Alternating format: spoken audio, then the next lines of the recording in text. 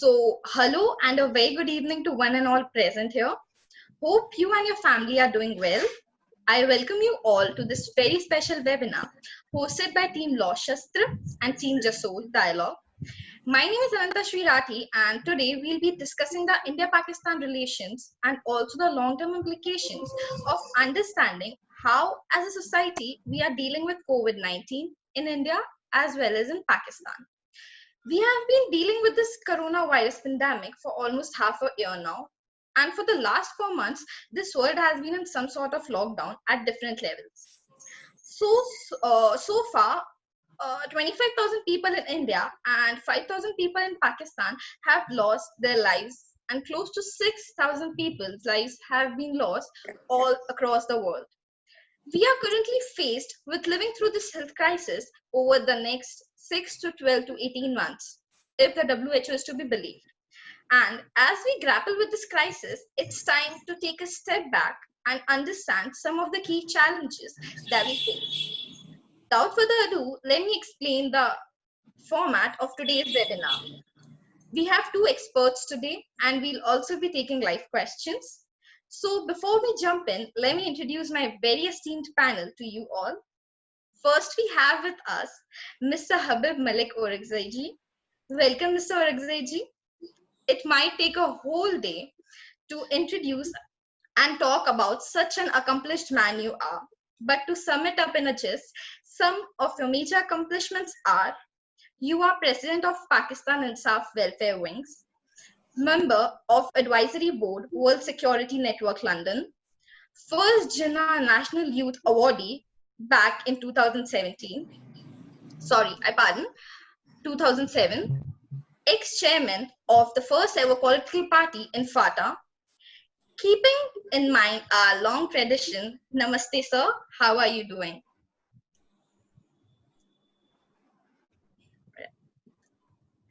Our second panelist is Mr. Chaudhary ji.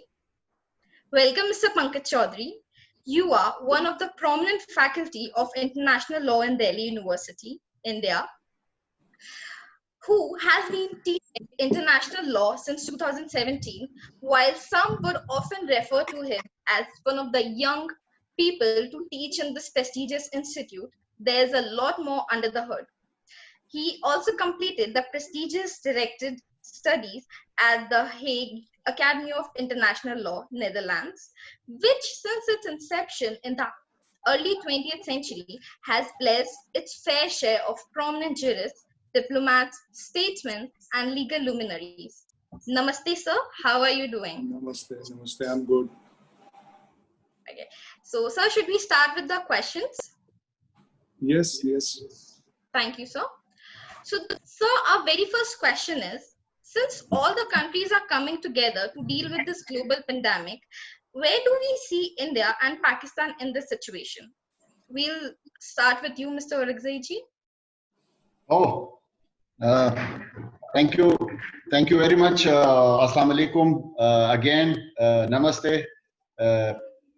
तमाम students को, आपको और मेरे साथ पंकज जी को बड़ी खुशी हुई, और टाइम शॉर्ट है क्योंकि हम पॉइंट पे जाएंगे, लेकिन जहाँ पे इस सिस्टम को इसको हम देख रहे हैं, ये जो अभी हमारे चैलेंजेस हैं और कोरोना, और वैसे भी पाकिस्तान और इंडिया को हर वक्त बड़े चैलेंजेस होती हैं, और हम समझते हैं पाकिस्तान जो है वो एक छोटा मुल्क है, इंडिया एक बहुत बड़ा मुल्क है, लेकिन फिर भी मैं समझता हूँ कि हमारे मसाइल तकरीबन वो एक जैसे हैं, और हमारी बदकिस्मती है। मैं इस चीज़ को एक्सेप्ट करूँगा कि हमें कम से कम पाकिस्तान को एक छोटे मुल्क की हैसियत से, क्योंकि आपकी प्रोविंस की मैंने जो देखा है 22 करोड़ की आबादी है, तो मैं समझता हूँ कि हमें अपने मसाइल ठीक रास्ते की तरफ, पंकज जी हंस रहे हैं, करने चाहिए थे वक्त पे,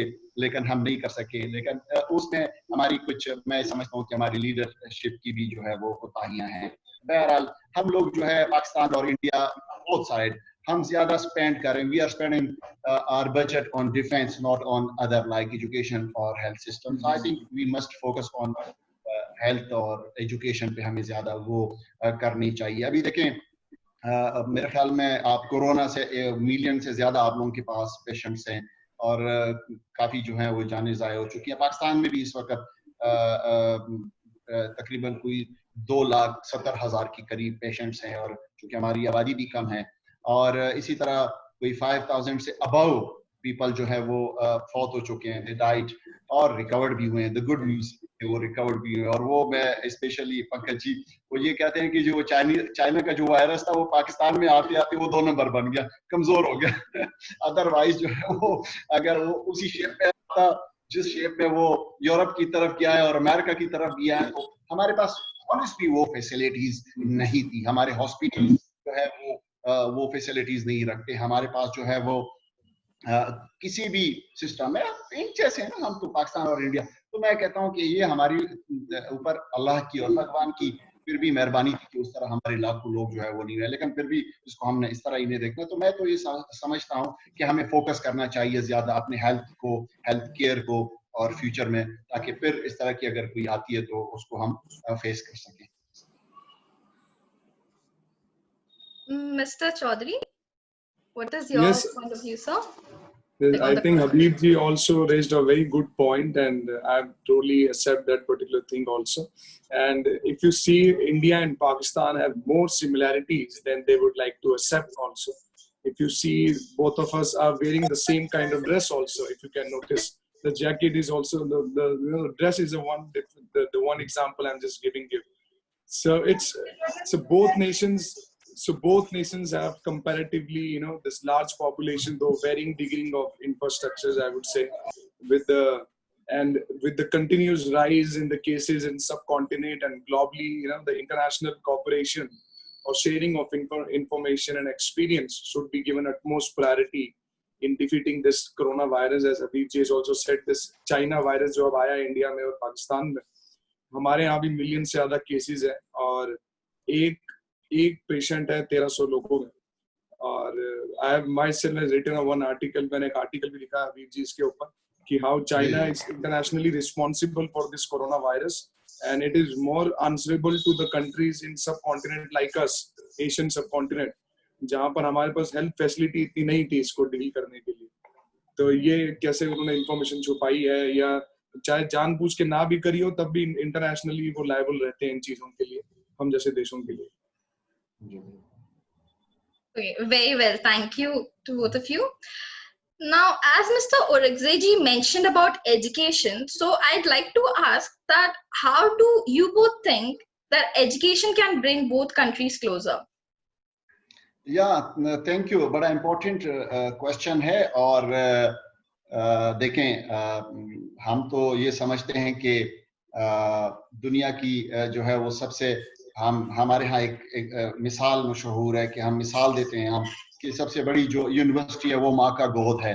वो एक मिसाल, उसका एक बहुत बड़ा एक असर होता है कि माँ बच्चे को क्या पढ़ाती है, क्या समझाती है, उस पे माँ जो उसको फीड करती है, मदर जो उसके दिमाग में डालती है, उसको बच्चा लेके आगे बढ़ता है और उसके रिलेशन, उसका बिहेवियर एक घर के अंदर वो माँ की डायरेक्शन से चलता है। तो मैं ये कहता हूँ कि मुल्क, ममालिक जिस तरह पाकिस्तान है और इंडिया है, ये भी माँ है और मेरे ख्याल में हमें अपने बच्चों को जो है ना वो प्यार मोहब्बत की भाषा पढ़ानी चाहिए। और मैं समझता हूँ कि हमें अपने जो सिलेबस हैं वी नीड टू चेंज, ये जो हमारी हेट चीजें उसमें लिखी हुई हैं उनको हमें निकालना चाहिए और हमें अमन की चीजें एंटर करना चाहिए और मेरे ख्याल में ये बहुत जरूरी है। और तालीम डेफिनेटली मैं समझता हूँ कि तालीम जो है वो की है और वो हर एक रिवोल्यूशन के लिए जो है वो एजुकेशन जो है वो एक चाबी की हैसियत रखती है।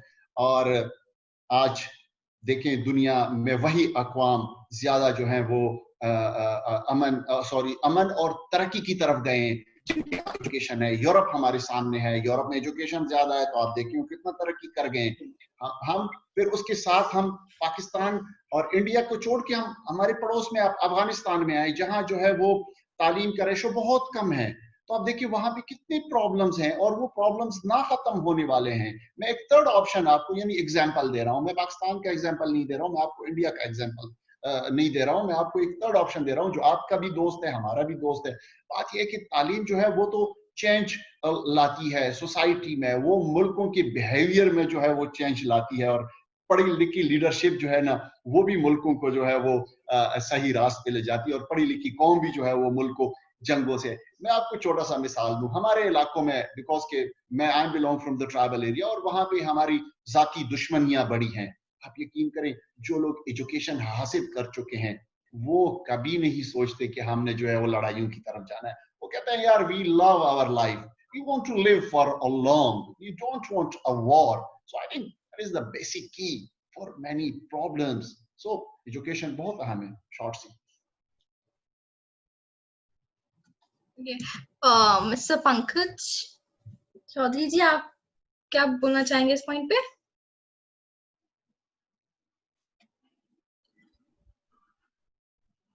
मिस्टर चौधरी। बहुत बहुत बढ़िया पॉइंट रखा है हबीब जी ने कि एजुकेशन एक बच्चे को उसकी माँ के गर्भ से मिलती है, और we have also seen in this. आप छोटे से बच्चे को अगर क्या क्या एजुकेशन दे रहे हो, क्या सिखा रहे हो, क्या पढ़ा रहे हो, उसी का बहुत आगे फर्क पड़ता है। लेकिन आप एक चीज और देखिए कि आज के समय में सोशल मीडिया का भी बड़ा इन्वर्स इफेक्ट है सोशल इंटेलेक्ट में, और कितना हम इन्वेस्ट कर रहे हैं एजुकेशन में to create a populace that can shift a needle of truth. और ये जो झूठे जो बातें, जो झूठी चीज चलती है मीडिया में, वो कब कितना खत्म हो सकती है। और इन्वेस्ट करने नॉलेज से, एजुकेशन से हम बच्चों के, स्टूडेंट्स के एक माइंड को ब्रॉड कर सकते हैं, एक पीसफुल डिस्कोर्स की तरफ भी चल सकते हैं, जो अभी प्रेजेंट एवेन्यूज ऑफ डिस्ट्रस्ट आप देख रहे हैं देशों के बीच में। और मैं तो ये कहता हूँ कि हम अच्छे नेबर ही नहीं, we can also become a very better member of global community. जैसे हबीब जी ने भी यूरोपियन यूनियन का एग्जांपल दिया, देखें ना कितने देश हैं, कितने आपस में देश है, कोई बाउंड्री नहीं है। आप जाएं यूरोप में, आप फ्रांस से जर्मनी में जाएंगे तो कोई बाउंड्री नहीं है, जर्मनी से आप उसमें जाएंगे कोई बाउंड्री नहीं है। तो उस लेवल पे जाएं, अगर हम उस लेवल पे आगे का सोचे तो उसमें एजुकेशन एक बहुत बड़ा प्ले रोल करेगी आगे चल के। और ये भी आप देखें कि this is evident also from India's contribution. अगर आप देखें field of science, technology, medicine, arts, social science. So मैं तो ये चाहूंगा कि इस चीज को जितना एजुकेशन और अच्छी चीज जितनी बांटी जाए उतना कम। तो इन चीजों को बांटेंगे, आगे अच्छे नेबर बनेंगे और good member of global community भी बन सकेंगे। Thank you, sir. So my next question is somewhat related to what Mr. Orakzai ji mentioned about the obstacles. So my next question is, media in both the countries just show the stuff which makes hype in the audience rather than showing the ground reality, which sometimes lead to negative impact on viewers' mind. And definitely in the long run it happens. So what are your thoughts on this witticism, sir? Thank you. मेरे जो thoughts हैं बहुत clear हैं, I am very clear. मैं एक चीज को, चूंकि मेरे सारे इंडियन दोस्त और यंग लीडरशिप जो है इसको देख रही है और सुन रही है, लेकिन ये सारे एग्री होंगे, मेरे ख्याल में पंकज जी भी मेरे साथ इस पे एग्री होंगे कि इंडिया की जो मीडिया है वो थोड़ी सी हाइपर क्रिएट करती है, और वो एक hyper, I am sorry Pankaj ji, hyper national media. आप देखिए, आपकी जो मीडिया है वो प्रो गवर्नमेंट है, और वो गवर्नमेंट की चीजों को ज्यादा हाईलाइट करती है, और मेरे ख्याल में मीडिया का वो रोल नहीं होना चाहिए। देखें, मीडिया का रोल जो है वो असल में अपोजिशन से मिलके और अवाम से मिलके गवर्नमेंट की गलतियों को ढूंढना है, उनको क्रिटिसाइज करना है, तो वो रहनुमाई करती है, वो जो है आगे जाके वो एनवायरनमेंट जो है वो अच्छा बनाती है। तो मीडिया तो हम तो कहते हैं कि ये हमारे जो है वो पिलर, जो एक स्टेट के पिलर है, मीडिया एक अहम पिलर है उसका, और इस पे जो है स्टेट खड़ी होती है, उसका तो बहुत अहम रोल है मीडिया का। आज देखिए हमारी जो इलेक्ट्रॉनिक मीडिया है वो क्या रोल अदा कर रही है। तो मैं कहता हूं कि यहाँ पे आके हमारा थोड़ा सा डिफरेंस है, पाकिस्तान की मीडिया और आपकी मीडिया। हमारी मीडिया जो है वो आप लोग देख सकते हैं, चैनल आप यूट्यूब पे देख सकते हैं, लाइव देख सकते हैं। हमारी मीडिया का जो किरदार ज्यादा है वो फॉरेन पॉलिसी को डिस्कस करना नहीं है, वो नेशनल सिक्योरिटी को डिस्कस करना नहीं है। हमारी जो मीडिया है वो हुकूमत को क्रिटिसाइज करती है हर वक्त। हमारे यहाँ इस वक्त 100 से ज्यादा न्यूज चैनल हैं, वो सारे के सारे जो है वो हुकूमत को क्रिटिसाइज करें। हमें इस वक्त क्रिटिसिज्म है, तो हम रूलिंग पार्टी में है, इस वक्त हमारी हुकूमत है, हमें जवाब देने पड़ते हैं कि हमने वादे किया था, अभी 2 साल में हम पूरे क्यों नहीं कर सके। मतलब कि देखिए ना, हम इस वक्त उन चीजों को हमने कभी बहुत कम जो है वो फॉरेन पॉलिसी को और स्टेट सिक्योरिटी को जो है वो हमारी मीडिया में। तो मेरे ख्याल में हमें दोनों ममालिक कि ये हमारी रिस्पॉन्सिबिलिटी बनती है मीडिया की कि वो एक पॉजिटिव रोल जो है वो अदा करें। हमारे एक मीडिया चैनल जियो ने जो है, देखें मैं पाकिस्तान और इंडिया के यहाँ पे रिलेशन पे मैं फोकस करना चाहूंगा। वो जियो ने एक जो है अमन की आशा पूरी एक सीरियल चलाई, अमन की आशा। उन्होंने वहां भी प्रोग्राम किए, उन्होंने पाकिस्तान में भी किया और उसका बहुत बड़ा इम्पैक्ट हुआ। उनका बहुत बड़ा जो है वो सोसाइटी पे एक असर हुआ। लोगों ने कहा कि देखो नहीं, हम तो प्यार और शांति से हमें जीना चाहिए। मीडिया का बहुत बड़ा जो है वो रोल बनता है और मेरे ख्याल में ज्यादा जो है वो मीडिया को लोकल और डोमेस्टिक ओरिएंटेशन पे नजर रखनी चाहिए। ये मेरा। Chaudhary ji, what would you like to say on it, sir? Yes, I think a very important question also and very important point also raised by Habib ji. Media, I think, is restricted to point in its nascent stage. If you see, has always been an integral part of any nation. And we always say in our saying that it's a fourth estate, it's a fourth pillar in the democracy also. And and media, if I just take you to the back, also played a very key role in struggle for freedom also for us, struggle to safeguard and free and fight for those freedoms also. And I think media to be concise, keeper and moral center for the society also, if you see. But unfortunately, it is now at the best how the TRP based business, in other words, you can say the falsification of the media has been done. आप जो भी media देख रहे हैं आज के date में वो टीआरपी और एज अ बिजनेस के रूप में देखा जा रहा है। And that means media is a subject to TRP. और लेकिन अभी भी हम देखें तो audience in this case the citizens are still kings. So हम जो देखेंगे, जो हम देखना पसंद करेंगे, वही मीडिया दिखाना पसंद करेगी हमको। तो trying two point of above the education also that the Habib is also raised, educated citizens cannot be misleaded by such kind of medias and would be rebuke such kind of hate and high-paced divisive, the reporting, which would be forced. And I can hope the standards of journalism to revert to the initial days of integrity and glory. और जैसा कि हबीब जी ने कहा कि Indian media, लेकिन मैं एक चीज हबीब जी को बताना चाहूंगा, होता क्या है कि जो कुछ चीज जो दिखाना चाहते हैं वही चीज पाकिस्तान में भी जाती है। तो हमारे यहाँ हर मीडिया काफी डाइवर्स है और कई मुद्दों पे चाहे फॉरेन पॉलिसी हो चाहे नेशनल पॉलिसीज हो, हर चीज पे दिखाती है। और कुछ मीडिया हाउसेस अपने उससे आगे निकलते हैं जो दिखाते हैं, लेकिन लोग उसको ना पसंद करते तो वो दिखाना बंद करना पड़ेगा उनको, क्योंकि आप टीआरपी बेस्ड है सब। अगर लोग नहीं देखेंगे तो वो भी बंद होंगी। तो जो उस तरह से जो वायरल होती है वीडियोस, कोई अगर कोई जर्नलिस्ट अगर चीप जर्नलिज्म कर रहा है तो उसको लोग भी, यहाँ के लोग भी नकारते हैं। ऐसा नहीं है कि पाकिस्तान से, तो यहाँ के लोग अगर कुछ पसंद नहीं आता मीडिया को, तो हम सब यूथ, मैं अपने स्टूडेंट से भी बोलता हूँ कि कम से कम आपके पास फ्रीडम है कि आप क्या देखना चाहते हो। आपको कुछ अच्छा नहीं लग रहा, आप चैनल बदलिए तुरंत। जो आपको लगे कि ये नॉनसेंस है या ये वायरल न्यूज है, इसमें कोई रिसर्च नहीं है। आज की डेट में सबसे बड़ी प्रॉब्लम क्या हुई है कि मीडिया को लेके अब हमारे पास, सबके पास सोशल मीडिया और गूगल है। हम में से कितने, मैं बल्कि अपने स्टूडेंट्स में पूछता हूँ कि कितने लोग हैं जो सिर्फ व्हाट्सएप को देख के और फेसबुक की न्यूज देख के अपनी एक सोच बना लेते हैं। कितने स्टूडेंट्स हैं जो सैटरडे संडेज में जाके बुक्स पढ़े, कितने रिसर्च करें। तो हम आज की डेट में जो रिसर्च बेस्ड जो स्टडी है वो सब बंद कर दी है। अब जो हमें तुरंत न्यूज में दिखता है कि भाई फॉरेन पॉलिसी ये हो रही है, तुरंत अगर हमें कुछ दिख रहा है कि ये चीज पढ़ने से हमें पता लग गई, तो वो ट्रू नहीं है। आप रिसर्च कीजिए उन चीजों के ऊपर। तो मीडिया आज की डेट में आपके हाथ में, आपके फोन में, आप कितनी रिसर्च कर रहे हैं और कितना किस न्यूज को आप कितना झूठ, कोई भी न्यूज झूठ और सच आप ही खुद बनाते हैं और आप खुद मिटाते हैं। तो आपके ऊपर काफी चीज निर्भर करती है आज डेट में। क्योंकि हमारे जैसे हबीब जी बोल रहे हैं, हमारे पास भी ऐसी न्यूज आती है पाकिस्तान से कि उसमें लगता है कि हमारे खिलाफ काफी उगला जा रहा है। तो वो चीज बंद होनी चाहिए दोनों तरफ से। The question was, very nicely answered.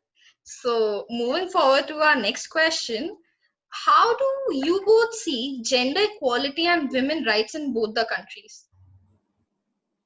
Mr. Ragzid ji? जी बिल्कुल। देखें, ये भी एक बहुत बड़ा अहम क्वेश्चन है, सवाल है। पाकिस्तान की जो है वो अगर हम देखें तो पहली बात तो है कि हमारी 60% जो है वो आबादी यंग यूथ की है। 60 यानी 60% हमारी पॉपुलेशन जो है वो यूथ है।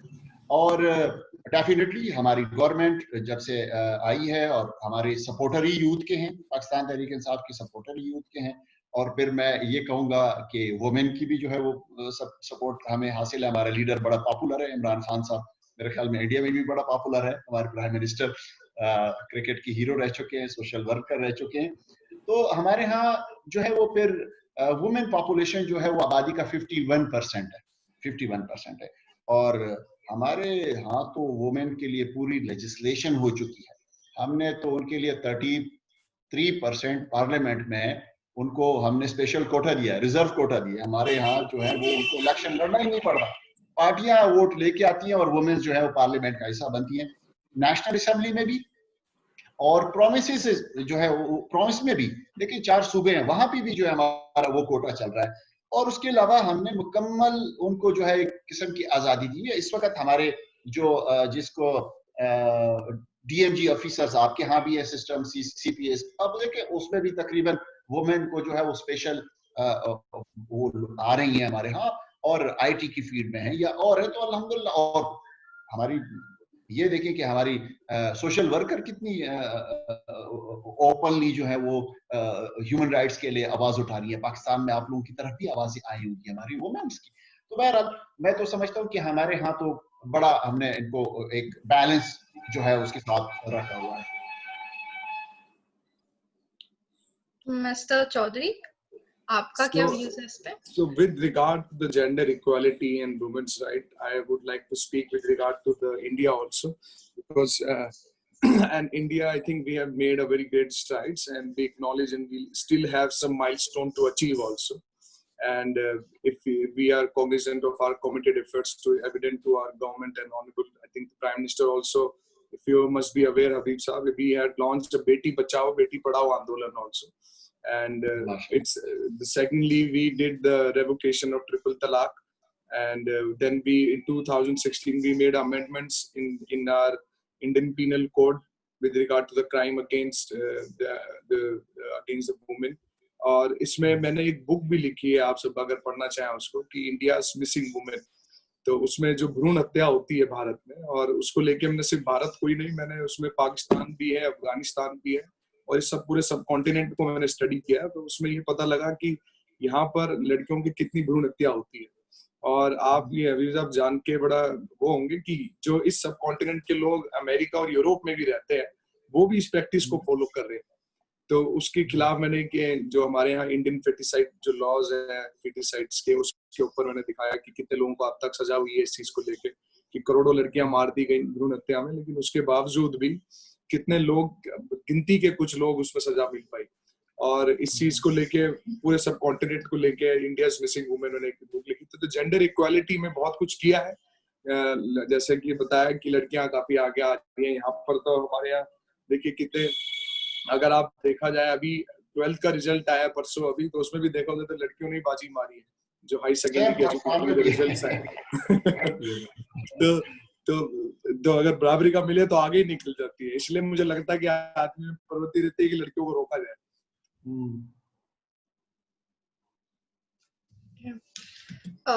Thank you so much.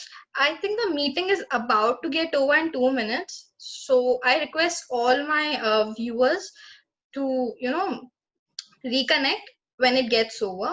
So moving forward to our next question. This question is for Mr. Ragzai ji. I would like to ask you an extra special question, sir, which is, what do you like about Indian culture or Indians? Oh, I love India and Indian culture. Definitely, you have a rich culture. हमने देखा है आपकी history हजारों साल की है, इसे कोई इनकार नहीं कर सकता। और सबसे अच्छी बात यह है कि आपके यहाँ देखो हिंदू, मुस्लिम, सिख, ईसाई और काफी मज़ाहिब जो हैं वो लोग हजारों साल से इकट्ठे रह रहे हैं। तो इसको कौन क्रिटिसाइज करेगा? राइट्स की बात होगी, डेफिनेटली राइट्स की बात तो हर बंदा करता है, हर मजहब की बात करता है, हर बंदा अपनी आजादी की बात करता है। लेकिन मैं अप्रिशिएट करता हूँ कि इंडिया की जो है वो हिस्ट्री जो है वो बड़ी रिच है। और देखिए हमारे यहाँ अभी कल मेरे पास एक आया है एक बुजुर्ग, वो शामिल हुआ है मेरे साथ पार्टी में। तो यहाँ कटास है, और कटास वो हिस्टोरिकल जगह, ये देखिए ये भी तो पाकिस्तान और इंडिया तो सेम थे ना, एक ही बरसगीर पाक हिंद जिसको कहते हैं वो था ना, उसमें तो कोई वो थी नहीं। तो वो भी जो है वो मैं कहता हूँ कि वो एक ओल्ड हिस्ट्री भी आपसे रिलेटेड है, वो इंडियन कल्चर से रिलेटेड है। तो हमें तो रिस्पेक्ट है, हम तो रिस्पेक्ट करते हैं। और फिर आप हमारे फूड देखें, हमारी और आपस में जो है वो फूड टेस्ट एक है, हमारे बिरयानी आप भी लाइक करते हैं, हम भी करते हैं। हम जो है आपकी मूवीज को कितने, आपकी मूवी वहां पे मेरे ख्याल में रिलीज नहीं होती है और हम उसको पाकिस्तान में रिलीज हो जाती है।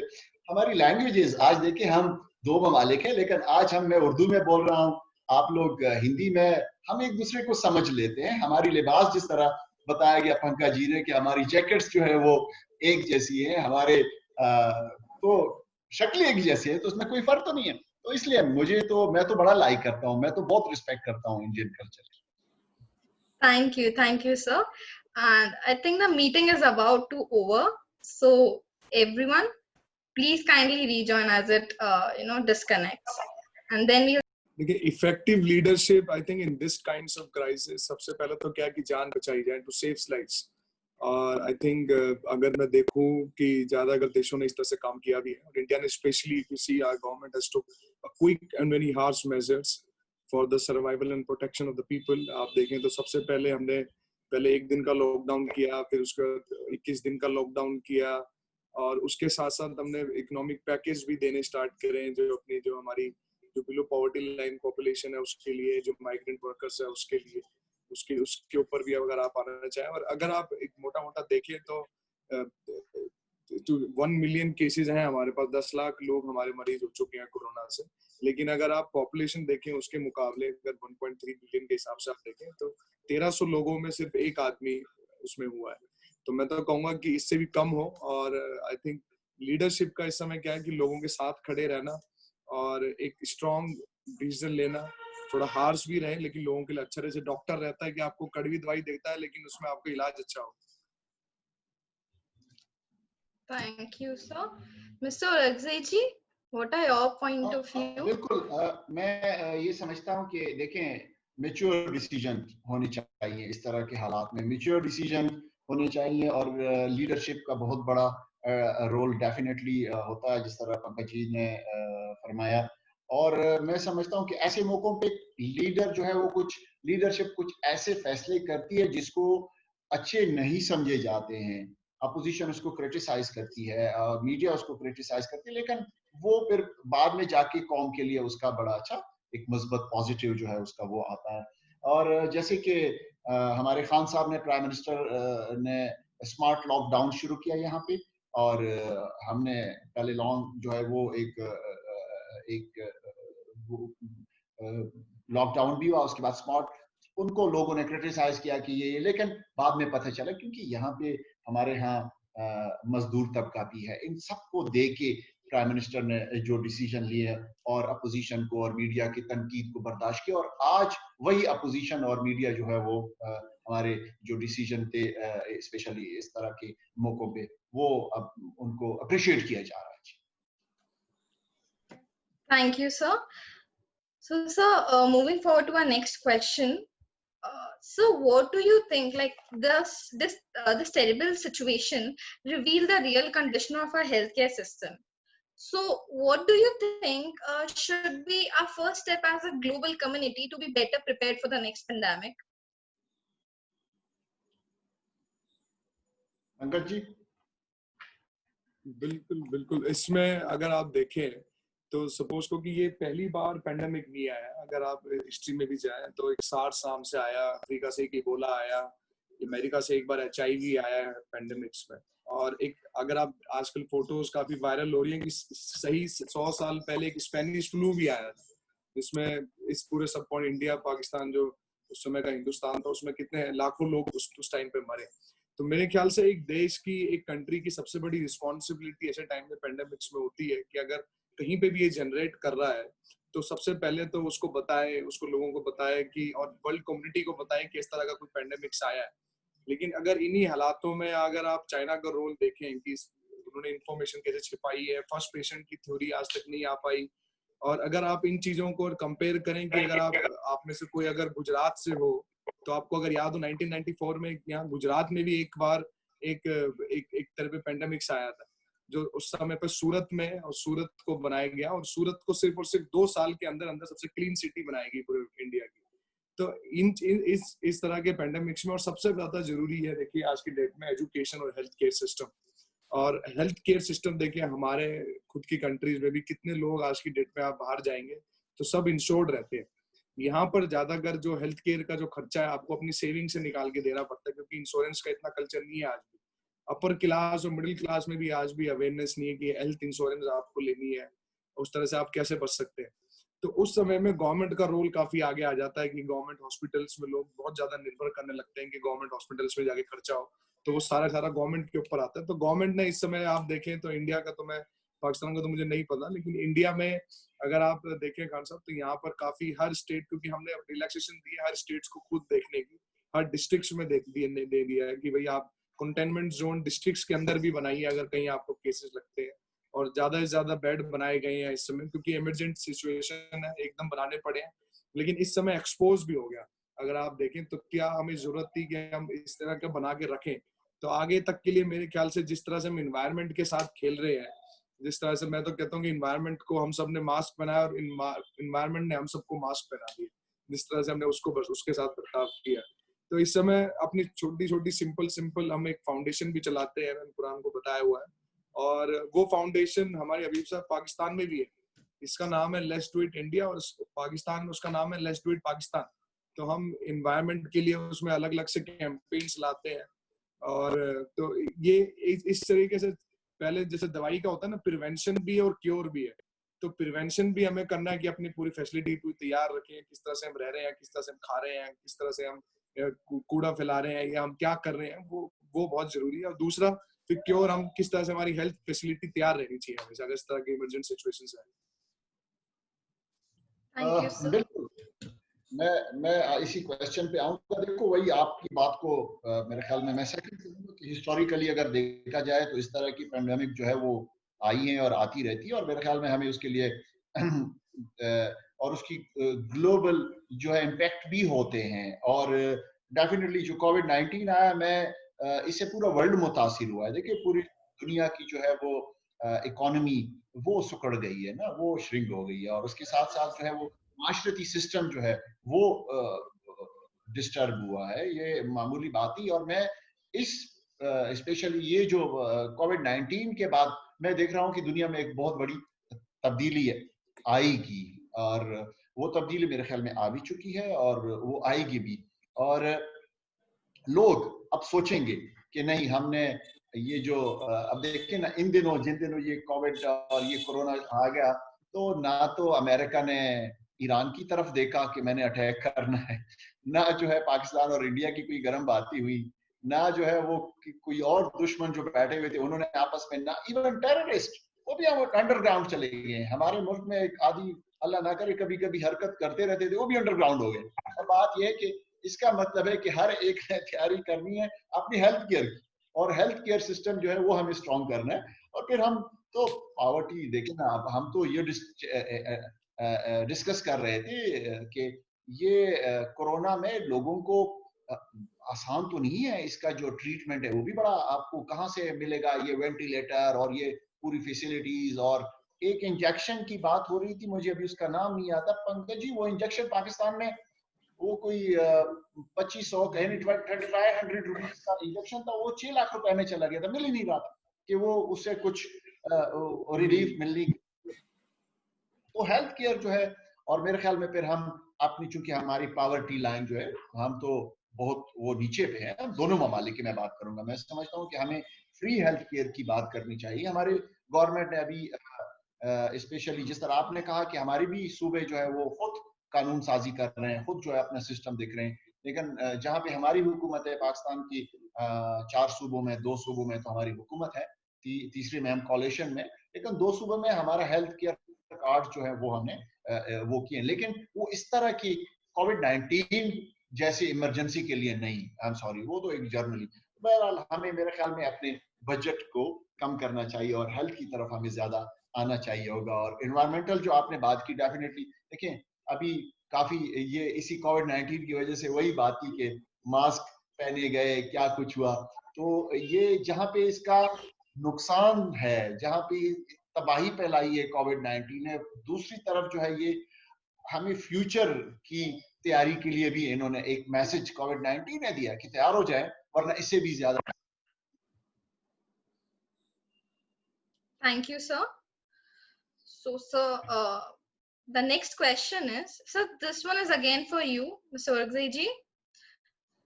Can you please throw some light on how the minority communities are being safeguarded in Pakistan? देखिए, मिनॉरिटीज के लिए हमारे पास पहली बात तो यह है कि मैं आपको बताऊं, हमारे फ्लैग में बड़ा क्लियर है, एक वाइट, ग्रीन और वाइट, और मेरे ख्याल में मेरे पीछे नजर भी आ रहा है आपको, ये वाइट हमने रखा ही मिनॉरिटीज के लिए।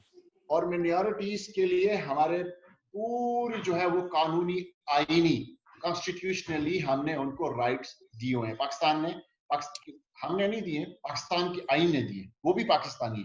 तो हमने उनको जो है वो, पाकिस्तान की आईन ने उनको मुकम्मल जो है वो दी हुई है, मुकम्मल उनकी जो है रिप्रेजेंटेशन है, वो चाहे लोकसभा में है चाहे राज्यसभा में है, जिसको हम कहते हैं नेशनल असेंबली और सेनेट, और चाहे वो प्रोविंसेस की जो है असेंबलीज है, हमें मुकम्मल तौर पे उनको जो है वो एक वो दी है। उसके अलावा मुकम्मल आज़ादी है। आज़ादी से मुराद कि वो अपना मंदिरों में ओपन जा सकते हैं, यहाँ अपने गिरजाघरों में जो है वो, गुरुद्वारों में जो है वो ओपन जा सकते हैं। देखिए, हमने उनको मुकम्मल मिनॉरिटी को जो है वो आज़ादी दी हुई है, कानूनी जो है उनको तहफ़्फ़ुज़ हासिल है। और दूसरी बात, कोई अलहदा रहती ही नहीं है कि ये क्रिश्चियन यहाँ रहेंगे, सिख भाई यहाँ रहेंगे, हिंदू भाई यहाँ रहेंगे और लोग इधर रहेंगे, नहीं, मिक्स रहते हैं, मिक्स रहते हैं। और खुशी की बात यह है कि काफी जगहों पे अच्छी खबरें आती है, फिर मिनॉरिटीज की और मुसलमान भाइयों की आपस में शादियां भी हो जाती है। लोग कहते हैं कि जी इनको कन्वर्ट किया, या कुछ मुसलमान गिला करते हैं कि क्यों जो है वो इधर गई है, लेकिन नहीं, वो चूंकि वो हमारा रिलेशन इतना क्लोज है, उस पे जो है वो ये भी होते हैं। और अब आप देखें, हमने आपके लिए स्पेशल एक इंडिया के लिए एक हमारे प्राइम मिनिस्टर ने आते ही एक गुड न्यूज दी, और हमने करतारपुर कॉरिडोर बनवाया। करतारपुर कॉरिडोर जो है, ये मेरे ख्याल में तो ये आजादी के बाद ये इतना बड़ा कदम उठाया गया है, तो इसको अप्रिशिएट भी करना चाहिए। हमारे यंग स्टूडेंट जो सुन रहे हैं, मेरे ख्याल में इस चीज को तो अप्रिशिएट करना चाहिए कि हमारे प्राइम मिनिस्टर ने जो है इतना एक बड़ा कदम उठाया और उसने कॉरिडोर दिया कि आप आओ, जब आना चाहते हो आओ, और अपने जो है वो अपनी मरासिम अदा करके वापस इज्जत और रिस्पेक्टेबल तरीके से अपने घरों को वापस जाएं। तो इससे आप अंदाजा लगाएं कि यहाँ पे अल्हम्दुलिल्लाह हमारे यहाँ जो है वो मुकम्मल उनको तहफ़्फ़ुज़ हासिल है। Thank you so much, sir. So moving forward to the very last question, it's for both of you. What do you both think about the future relations of both the countries?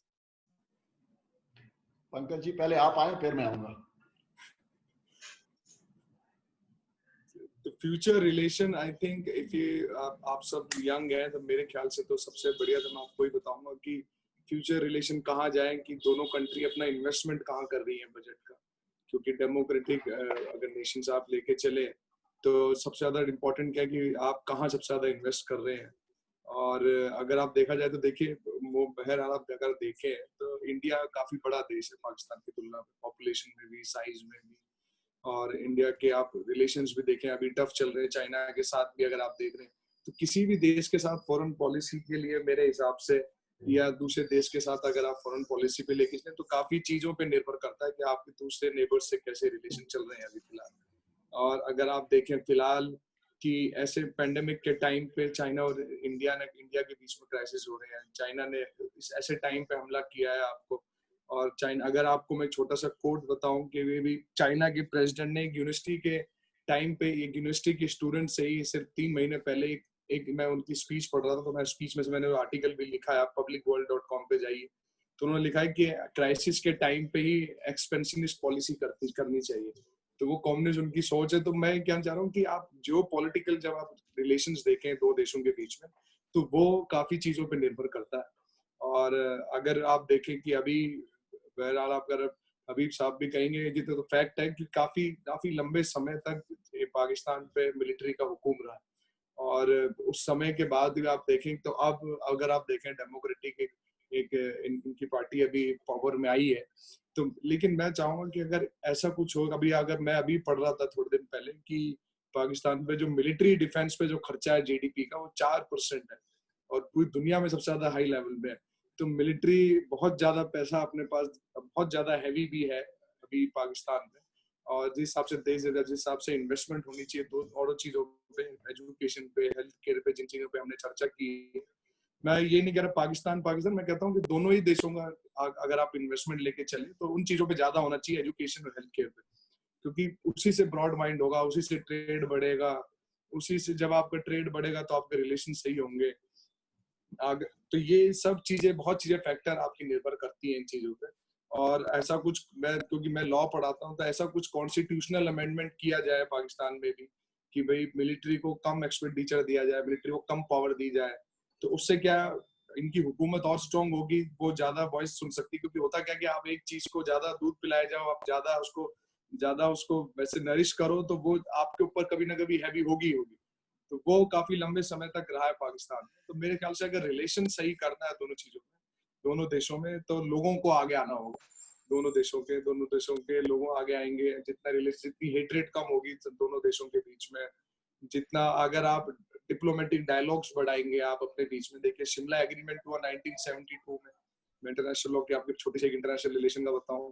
उसके बाद 1999 में आके Lahore declaration हुआ, और उसमें दो ही चीजों के ऊपर बातचीत हुई। अगर आप एंड में भी उन चीजों को देखेंगे तो उसमें दो प्रिंसिपल जो सबसे ज्यादा इंपॉर्टेंट है वो है कि पीसफुली किसी भी चीज को खत्म करना है तो पीसफुली हो और बायलैटरली हो। तो उसमें क्या तीसरा पक्ष ना हो, एक बायलैटरल आपस में सुलझे, और दूसरा क्या है कि पीसफुली सुलझे। तो ये शिमला एग्रीमेंट भी हुआ दोनों देशों के बीच में, लाहौर डिक्लेरेशन भी हुआ। तो दोनों देशों को अगर आगे आना है और अगर अगर अगर फ्यूचर देखना है तो मेरे हिसाब से डायलॉग होना बहुत जरूरी है, जो आपके प्रोग्राम का नाम भी है, जस्ट डायलॉग। हाँ, मैं आ रहा हूँ। अच्छा, देखिए, पहली बात तो यह ना कि आपने मिलिट्री की बात की, मिलिट्री गवर्नमेंट की बात की, तो पंकज जी आप यकीन करें हमारी मिलिट्री लीडरशिप जब पावर में आई है इंडिया के साथ ताल्लुकात अच्छे हुए हैं। अच्छा, हमारी क्रिकेट डिप्लोमेसी चल रही है जिया साहब के दौर में, आपको पता होगा, याद होगा, मुझे याद है कि कलकत्ता में मैच हुआ था, प्रेसिडेंट जो है वो बहुत छोटे थे हम, वो जियाउल हक साहब फ्लाई करके गए थे वहां पे। बहरहाल, अच्छा, उसके अलावा जो है मुशर्रफ साहब की जब गवर्नमेंट आई उसने बड़ी, क्योंकि वो तो रहा था दिल्ली से माइग्रेट होके आया था, तो उसने तो बड़ा जो है वो ताल्लुक बनाने की कोशिश की, ताजमहल आया, तस्वीरें बनाई और बड़ी कोशिश की उसने। आजकल आपकी मीडिया में बड़ा उसका चर्चा भी हो रहा है, उसको आप लोग लेते भी हो, अक्सर मीडिया वाले उनको चैनलों पे ला रहे हैं मुख्तलिफ डिस्कशन पे। खैर, देखिए शिमला की बात हुई, शिमला पाकिस्तान पीपल्स पार्टी जुल्फिकार अली भुट्टो साहब ने और इंदिरा गांधी जी ने जो है उसको साइन किया। उसके बाद जो है वो लाहौर वाला हुआ, तो वो पाकिस्तान मुस्लिम लीग की गवर्नमेंट थी, नवाज शरीफ साहब की जो थी गवर्नमेंट थी, और वो बस पे आए आपके प्राइम मिनिस्टर साहब आए, और बड़ा अच्छा हमें याद है वो। तो देखिए ये एग्रीमेंट्स, ये अच्छी अच्छी सोच है, अच्छी फिक्र है, चाहे वो मिलिट्री हुकूमत ने उठाए स्टेप या चाहे वो हमारी जो है वो जमहूरी हुकूमतों ने उठाई है।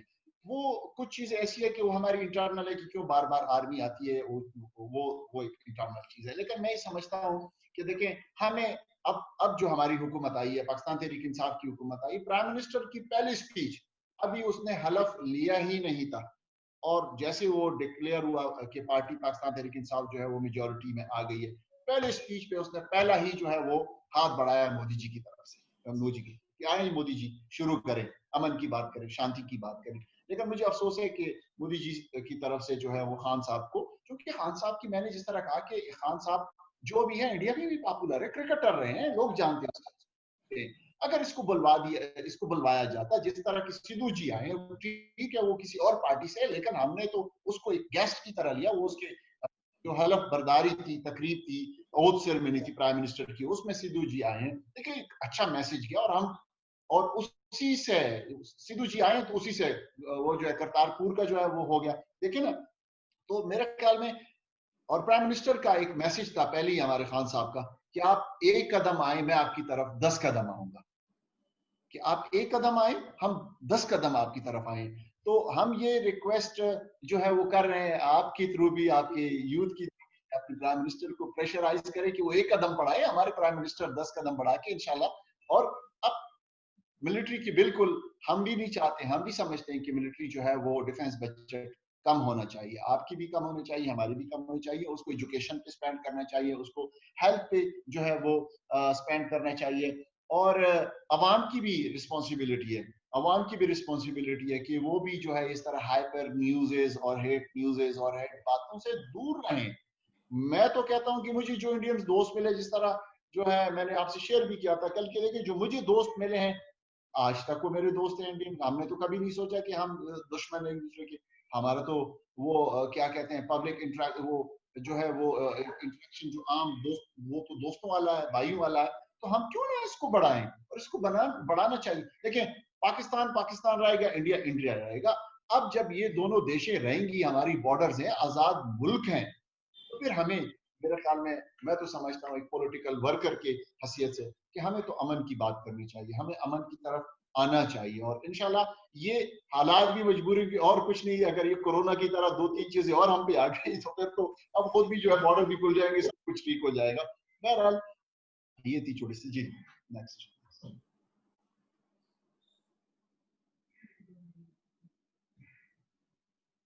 Ananta, unmute Ananta, करो। you are on mute. I beg your pardon. Yeah.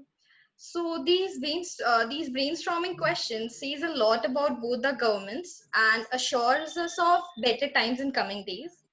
Now you both have questions that your viewers would like to ask you and would like to know your views on it. So should I start? Please. Just a minute, sir. Okay, so this question is related to the second question about the media. So what steps will you take for the betterment of media? It's for both of you. Like we would like to, you know. Betterment of for media, as in. So like, what steps will you take for the betterment of the for betterment of media? You know, the conditions that got worsened. Like as you mentioned that hate is spreaded from both the countries, not only from India or from Pakistan. So what would you betterment suggest? Media, तो मैं तो ये कहूंगा कि media, अगर आप electronic media की बात कर रहे हैं, जो आपको पसंद नहीं है आप बदलिए चैनल, क्योंकि सब टीआरपी पे है आज डेट में। तो मैं तो ये कहूंगा कि अगर आपको कुछ पसंद नहीं आता कि वो ज्यादा हेट्रेट फैला रहे हैं, अगर आपको, मैं तो कह रहा फॉरेन पॉलिसी नहीं, आपके नेशनल न्यूज में भी अगर आपको पसंद नहीं आ रहा कोई न्यूज चैनल, तो आप बदल दीजिए उसको। जो लोग देखेंगे नहीं वो अपने आप ही न्यूज चैनल खत्म हो जाएगा। तो इन चीजों को बढ़ावा देने वाले मीडिया नहीं है, हम ही सब लोग हैं। इसमें गवर्नमेंट भी अगर देखिए किसी चीज पे सेंसरशिप आप करेंगे तो फिर क्वेश्चन उठेंगे कि आप इस पे चीज पे सेंसरशिप कर रहे हैं, ये मीडिया हाउस आपका है, वो मीडिया हाउस आपका नहीं है। मैं तो कहूंगा कि ये सब चीजें आपके ऊपर खुद डिपेंड है। जो आपको अच्छा ही लगे बदल दीजिए उसको तुरंत, जो आपको अच्छा लगे वो देखिए आप। तो ये सोच जो है मीडिया कैसे चलेगा, ये सब आपके ऊपर, खुद के ऊपर डिपेंड करता है। Thank you sir. मिस्टर रगज़ई जी, मेरे ख्याल में मेरा जवाब भी पंकज जी का जो है उसको मैं सेकंड करूंगा। हम क्या मीडिया को, कोई भी देखो, मीडिया भी, आई एम सॉरी मैं तो कहूंगा, अगर कोई दोस्त मीडिया से, कोई यंग स्टूडेंट्स कोई वो भी हैं, लिंक्ड भी हैं, लेकिन मीडिया जो है वो एक सम टाइम वो एक माफिया का किरदार अदा करता है। तो मेरे ख्याल में मीडिया को भी देखना चाहिए, और मीडिया को भी इस तरह की चीज को फैलाना नहीं चाहिए जिससे आग लगे। मीडिया को जो है दोनों साइड, चाहे पाकिस्तान है चाहे इंडिया है, तो ऐसी चीजें, ऐसी खबरें देनी चाहिए। और मैं तो कहता हूं कि हम चूंकि मुसलमान हैं, और हम तो एक चीज, मैंने एक हमारे पैगंबर सल्लल्लाहु अलैहि वसल्लम का कोट है, वो एक हदीस है, तो हदीस में भी है कि अच्छी खबरें शेयर करो, खुशी की खबर शेयर करो। अब सोशल मीडिया पे भी जब मैं फेसबुक पे जब खोलता हूँ, कोई किसी की बुरी खबर आती है या कुछ आता है तो अपसेट हो जाता हूँ, और अगर कोई खुशी की खबर देता है तो मैं खुश हो जाता हूँ। एक दूसरी बात, ये कानून साजी करनी पड़ेगी पंचक जी। ये नहीं है कि हम कहें कि इनको आप आजाद छोड़ें, क्योंकि आप अगर आजाद छोड़ेंगे तो ये तो कल आपके मुल्क को बेच के छोड़ चले जाएंगे। ये तो बड़ी एक खतरनाक एक वो चीज है। हमने, हमारी मिलिट्री गवर्नमेंट थी, जब हमने प्राइवेट मीडिया को जो है यहाँ पे लॉन्च किया, मुशर्रफ साहब ने इनको लॉन्च किया, और ज्यादा जो है वो फिर नुकसान ही मुशर्रफ साहब को हुआ, क्योंकि मुशर्रफ साहब जो उसी मीडिया से, जो इलेक्ट्रॉनिक मीडिया की वजह से वो फारिग भी हो गए। सिर्फ ये थी कि इनको एक लॉ के अंदर हो, और मेरे ख्याल में अगर इनके लिए एक जितनी हमारे यहाँ तो प्रॉपर एक इदारा है पेमरा, हम उनको देख रहे हैं, और अगर कोई ज्यादा इधर उधर की बात करते हैं तो उनको नोटिस आ जाते हैं। तो अब ये नहीं है कि हम क्रिटिसिज्म नहीं ले सकते हैं गवर्नमेंट की, जी ये गवर्नमेंट ने जो है इनके ऊपर कुछ ना कुछ कंट्रोल करना पड़ेगा, बिकॉज कि हमारे जो मुल्क है पाकिस्तान और इंडिया, ये डिफरेंट है। यहाँ पे एक जो है वो गलत न्यूज जो है वो लोगों को मौत की तरफ ले जाती है। मेरे ख्याल में, और मेंटली देखें ना, मेंटली सिकनेस है यार। आप देखें कितनी हमारी ये जो ब्रेकिंग न्यूज चलती रहती है, मुझे बताएं आपकी हार्ट बीट कितनी तेज होती है पंकज जी जब आप देखते रहते हो कि ब्रेकिंग न्यूज और ये। आप बीबीसी को भी सुन लें ना, आप सीएनएन को भी सुन लें, कितने सुकून से ब्रेकिंग न्यूज नीचे सिर्फ रेड पट्टी चल रही है, कोई हैपनिंग नहीं। मेरे ख्याल में इन चीजों को हमें मीडिया वालों को भी ठीक करना चाहिए। और हाँ, हमारी भी रिस्पॉन्सिबिलिटी है कि अगर कोई चैनल बहुत ज्यादा इस तरह कर रहा है, मेरी आदत है पंकज जी, मैं देखता हूं कि अगर कोई फजूल की बात आती है तो मैं फौरन चेंज कर देता हूँ। मेरे ख्याल में इसी को हम नहीं, हमारे यहाँ भी देखिए कानून के, क्योंकि सब लॉ के स्टूडेंट्स हैं अभी फर्स्ट ईयर के, तो हमारे यहाँ अभी जैसे कॉन्स्टिट्यूशनली तो हमारे बचा है वो, क्योंकि हमारे यहाँ जो कॉन्स्टिट्यूशन चलता है उसमें आर्टिकल 19 है कि freedom of speech and expression, लेकिन उसके साथ साथ 19(2) में उसको रिस्ट्रिक्शंस भी दिए। अगर कुछ आप हेट्रेड फैलाएंगे, आप अगर पब्लिक में अगर आप वो करेंगे तो उस चीज को आपको कॉन्स्टिट्यूशनली आप रोक जा सकते हैं, तो उसके खिलाफ तो एफआईआर हो या कोर्ट में जा सकते हैं अगर आपको कुछ गलत लगे। तो लोग, कोई भी किसी को कुछ गलत लगे कि ये अगर न्यूज गलत दिखा रहा है या हेट्रेड फैला रहा है, तो आप खुद ही कोर्ट में जा सकते हैं, रिट लेके सुप्रीम कोर्ट में जा सकते हैं, हाई कोर्ट में जा सकते हैं। सेम है जी, बिल्कुल। Thank you so much, sir. I think that is all for now. So, before we conclude this webinar, I would like to express my heartfelt gratitude to both of my panelists for your precious time and availability. Thanks again. Now, my fellow friend Ghazal would take it from here. Thank you. Namaste. Okay. Hi. So with this, we move towards the end of this webinar. On behalf of Law Bharat and Jasol Dialogue, I extend a hearty vote of thanks to our guest, Mr. Pankaj Chaudhary and Mr. Habib Malik, who spared time from their busiest schedule to grace us with their presence. Today, we had an opportunity to hear their views on India-Pakistan relations and how they are dealing with COVID-19. And I'm positive that this will surely encourage us in our future events. I hope the words of wisdom imparted by our guest will prove to be informative and insightful for all our attendees. Furthermore, a big thank you to our media partner Knowledge Tees for supporting and promoting this event. I would also like to thank all the attendees for paying their valuable attention and not to forget our team, without whom all of this wouldn't have been possible. Thank you, have a nice day and stay safe.